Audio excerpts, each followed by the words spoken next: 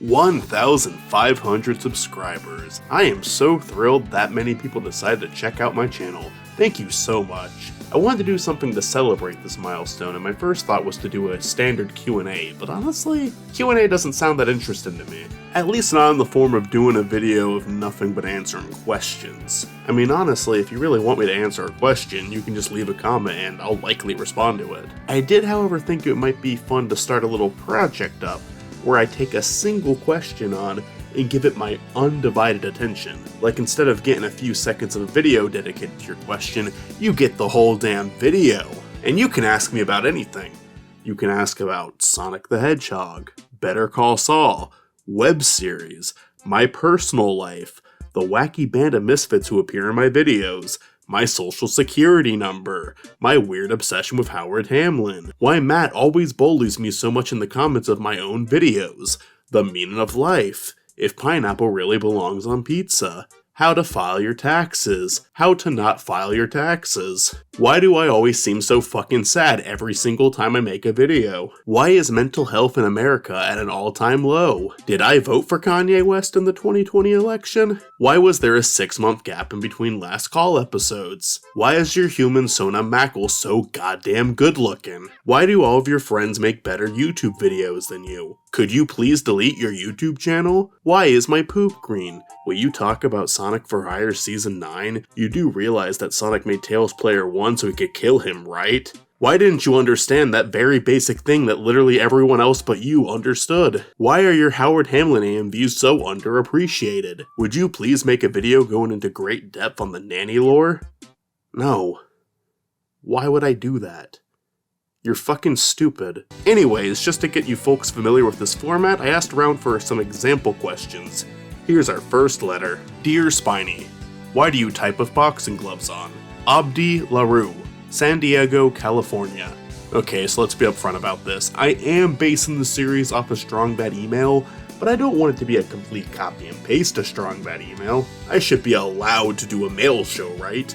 Nobody owns that concept. Plus, I'm going to present this as receiving letters. We're going old school.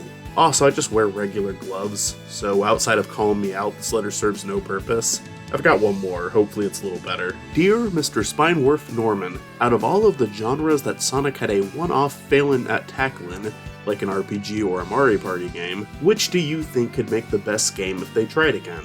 Which has the highest potential if executed correctly? Crapfully yours, Stripey Norman, Wisconsin. You don't have to give your state and address, by the way. Oh, also, this motherfucker, Stripey Norman. This guy is trying to steal my bit. He does what I do, but with Jimmy Neutron games, which, come on, how are you going to base a whole channel on that? There's only like, okay, there actually is kind of a weird amount of Jimmy Neutron games.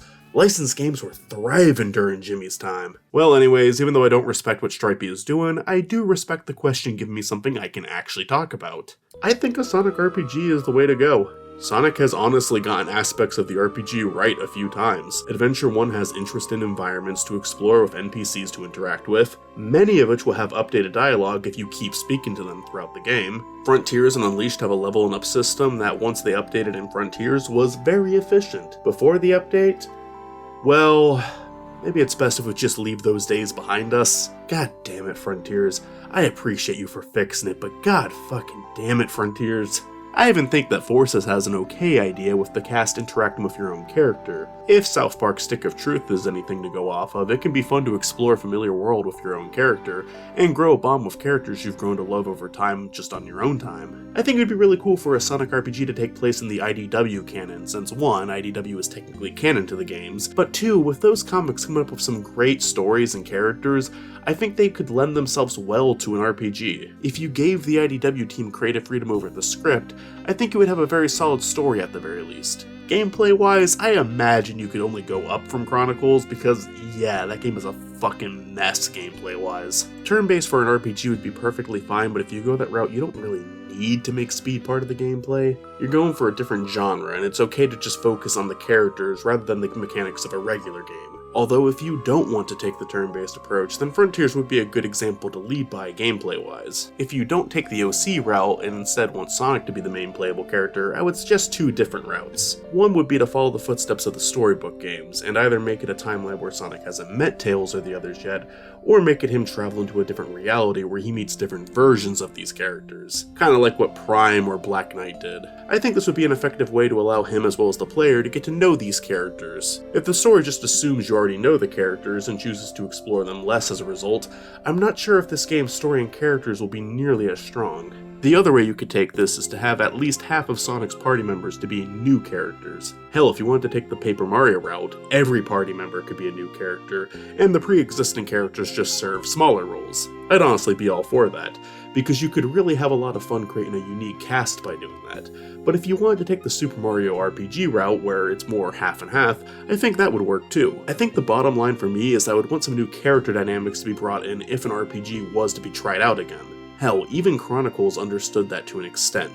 I don't think Chronicles is completely empty of good character interactions, but the gameplay and look of the game is so bad that it just isn't worth the hassle. A lot of the ways to make a good Sonic RPG gameplay-wise would be handing the game to a studio that you can trust to make a good product, and try not to interfere with too much. How much of this was the result of Sonic Team interfering? They love making decisions that don't make any fucking sense and screwing over the developers working on a game. Hey, you wanna flee from a fight?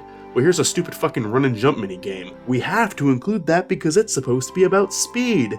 He doesn't run in the combat, so we have to find some way to make the connection. Terrible fucking game. But you've got a series that has proven time and time again that it can do something fun with its large cast of characters. An RPG certainly deserves another chance. So good question, Stripey. Now here's a suggestion for you. Find your own fucking format and create a more original character.